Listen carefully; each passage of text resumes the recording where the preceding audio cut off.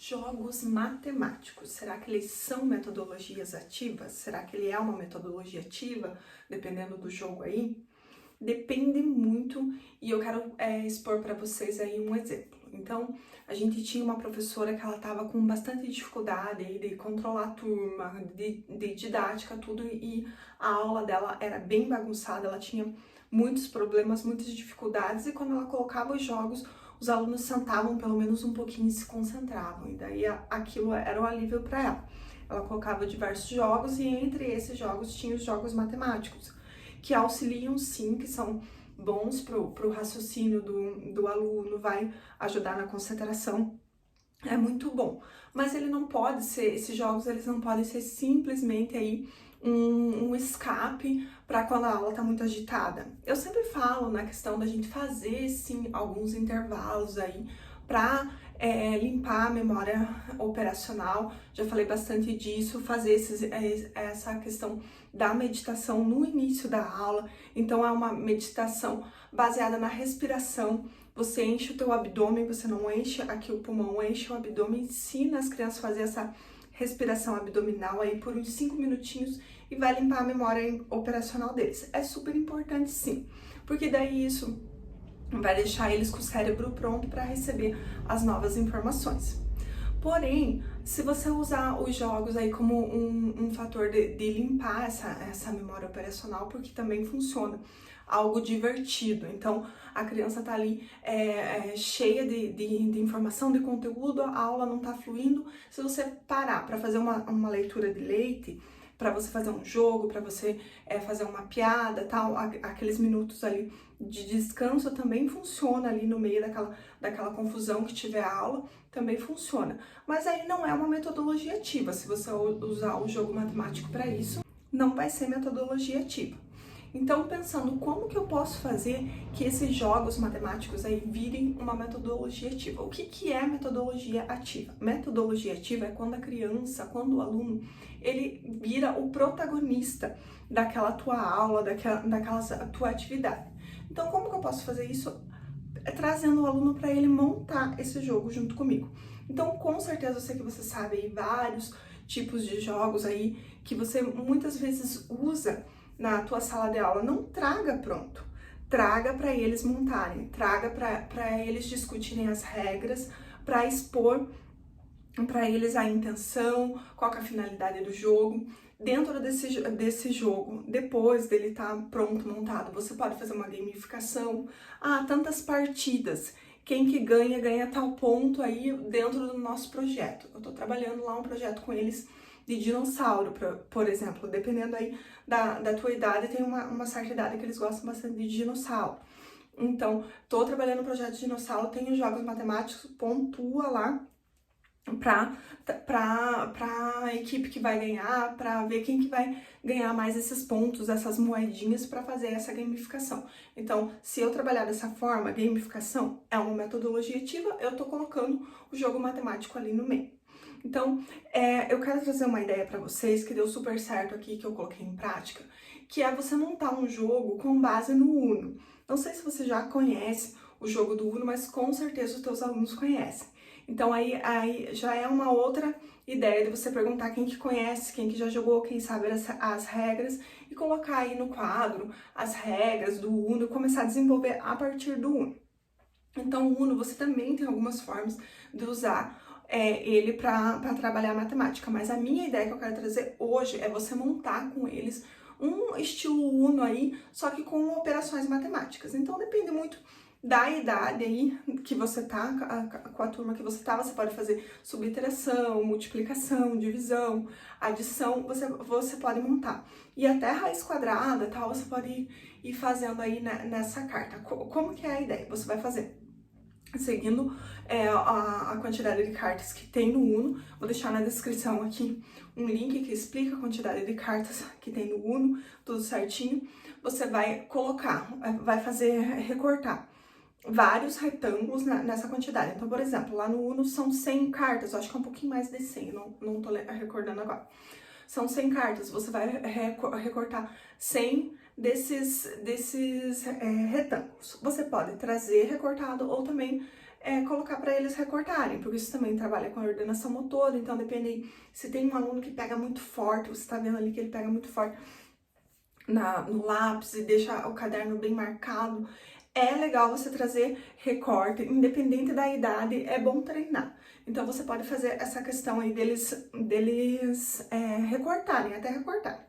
Então vamos pegar alguns pontos, eles podem recortar com você, eles podem fazer a capinha, né, aquela parte de trás desse baralho aí com você. Então se você tá falando de um projeto de dinossauros, pega lá o mesmo dinossauro, né, porque baralho tem que ser tudo igual atrás, vai pôr as equipes aí também para pintar isso daí e colar e montar. Depois vocês encapam também com um papel contact ou uma fita larga transparente e deixa o baralho bem bonitinho. Na parte da frente dessa carta, o que vai ser? Em cima, você vai colocar sempre o resultado. Então, vamos pensar aí uma turma aí de primeiro ano. 2 mais 3. Você começa com o resultado. Então, você coloca ali 5. Você colocou 5. E embaixo, você vai colocar outra operação que não tem nada a ver. Eu vou colocar uma foto aqui para vocês entenderem melhor. Tipo, 5 menos 4.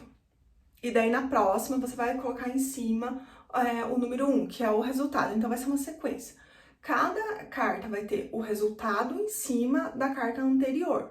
E daí, embaixo vai ter a conta que vai para o resultado da próxima carta.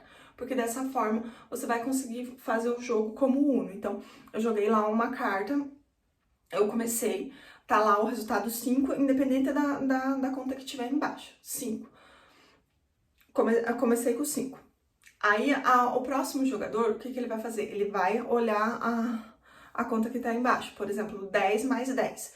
E ele vai ver na quantidade de cartas ali que foi distribuída para ele, se ele tem 20 ou não. Se ele não tiver 20, aí ele pode seguir as regras do Uno, que é, eu não tenho, eu compro uma vez. Se eu tenho, eu jogo a carta, se não, eu passo. E assim vai. É interessante você olhar bem essas regras do Uno para você seguir bem certinho. As crianças gostam bastante e dá super certo. Eu já testei aqui em casa, a gente conseguiu fazer. Então daí depois vocês como pensando na metodologia ativa, esses jogos matemáticos com metodologia ativa, você pode falar com os alunos que outra regra que a gente pode pôr. Tem que ser rápido, quem for mais rápido aí de contar aí e conseguir o resultado e jogar a carta é o que vai ganhar. Então você pode ir discutindo com eles essas regras, aí você pode ir colocando essas regras no quadro, trabalhar a língua portuguesa também nessa questão das regras. Para montar todo esse jogo aí, você pode dividir em equipes, então fazer uma rotação por estações, então a primeira equipe vai recortar, a primeira estação fica para recorte, a segunda fica para finalizar. E também você pode fazer essa questão das operações matemáticas, você fazer antes, por exemplo, algumas ali de montar, arme e efetue bem tradicional, e daí daquelas arme e efetue colocar no baralho, ou você deixar livre para eles montarem, para você até perceber o que eles sabem, o que eles não sabem. O importante é seguir aí a quantidade para desenvolver bem o jogo, que o Uno ele é feito de 4 cores e os números do 0 a 9.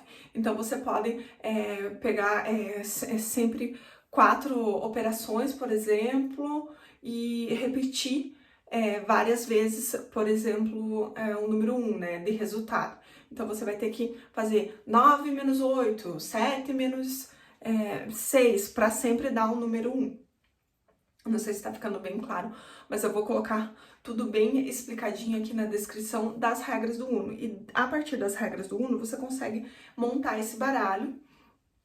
E aí você pode colocar outras regras, como eu falei, deixar a criança participar, deixar o aluno participar. Vamos fazer isso. No Uno também tem o Coringa. Então, por exemplo, se ninguém tem a carta e você tem o Coringa, a criança joga e fala, eu quero um resultado 20, por exemplo, para o próximo jogador. E esse Coringa pode ser justo o dinossauro. Então, eu tenho a figurinha do dinossauro, coloco dos dois lados, aquele ali vai ser o Coringa.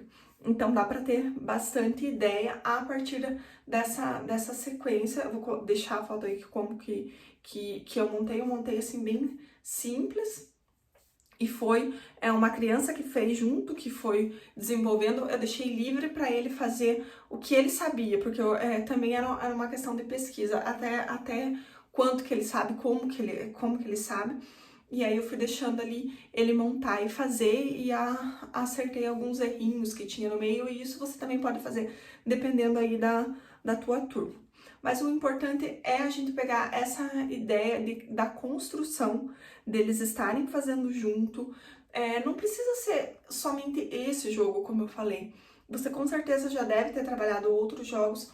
Você trazer dentro de um projeto, dentro de uma sequência didática aí que você já vinha fazendo, ou uma situação, problema que você colocou, você tira dali e traz para os alunos a partir do interesse deles. Como eu sempre falo, aí algum jogo aí que eles gostam de jogar de videogame, traz esse jogo, faz aí com tema, vai desenvolvendo e deixa eles montarem, porque quando eles estão colocando a mão na massa, isso você não vai ter que ficar ali horas do teu planejamento montando esse jogo. Eu sei que tem muita professora que gosta, que acha legal, mas deixar eles colocarem a mão na massa traz mais significado para eles e eles vão conseguir desenvolver muito mais o raciocínio, a concentração, a atenção, porque eles estão montando, então fica mais fácil eles desenvolverem isso do que pegar um jogo já pronto. Então, é mais ou menos isso a ideia dos jogos matemáticos. A gente pode sim fazer até um ensino híbrido. Por quê? Porque eu posso pegar, tragam para mim o que vocês entendem aí do Uno, pesquisem na internet sobre o Uno, dando o exemplo desse jogo, né? Para vocês transformarem aí. A gente sabe que dá para o dominó transformar aí também em jogos matemáticos. Por exemplo, um lado da pecinha ser o 2 vezes 3, e daí você tem que vir encaixar com o resultado ali, e assim, e seguindo. Então é importante vocês pegarem o principal dessa ideia, de deixar o aluno construir, de deixar o aluno colocar a mão na massa, que isso vai fazer mais sentido, vai ter mais significado para ele. E a gente pega aí as ideias da neurociência, que que o aluno vai aprender, vai ir para a memória de longo prazo, quando isso tem significado para ele, quando ele faz, quando ele age. Então eu espero que esse vídeo tenha esclarecido um pouco, tenha trazido aí um pouco de luz para você que muitas vezes só colocava aí os jogos só para distrair. Aproveita que esse potencial dos jogos para os alunos aprenderem os conteúdos, os códigos da BNCC. Aproveita que dá super certo e faz eles colocarem a mão na massa, que você vai ver.